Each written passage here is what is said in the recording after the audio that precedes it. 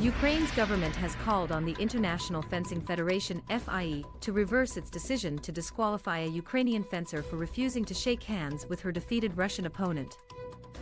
The country's foreign minister, Dmytro Kuleba, called for Olga Kharlan to be reinstated in the fencing world championships in Milan, after she was excluded as a result of the aftermath of her victory over Anna Smirnova, a Russian competing as a neutral. Olga Kharlan won the fair competition and showed dignity, Kuleba said on social media.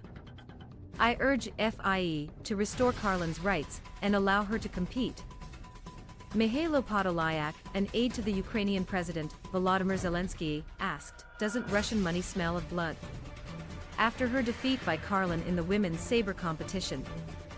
Smirnova approached the Ukrainian to shake hands, but Kharlan, an Olympic champion, held up her saber instead and walked away.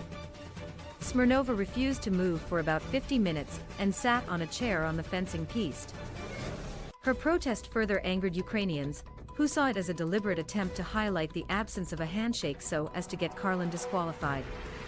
Anna Smirnova lost the fair competition and decided to play dirty with the handshake show.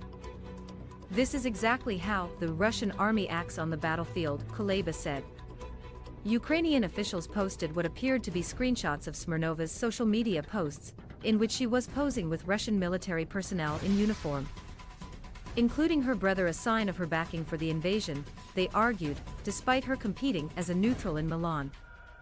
Russians and Belarusians have been banned from taking part under their flags.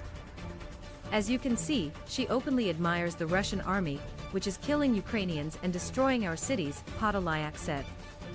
Alina Svitolina, the Ukrainian tennis player, called on the FIE to follow the lead of the Women's Tennis Federation, which has supported her decision not to shake hands with Russians or Belarusians after matches. I think this is the right move forward, she said in a discussion organized by the Atlantic Council in Washington on Thursday.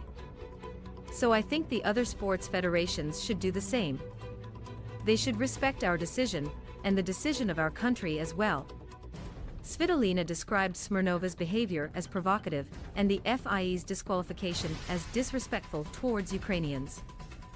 Svitolina welcomed the decision made by Ukraine's sports ministry on Wednesday to allow Ukrainian athletes to compete against Russians or Belarusians participating as neutrals in international sporting events, potentially including next year's Summer Olympics in Paris.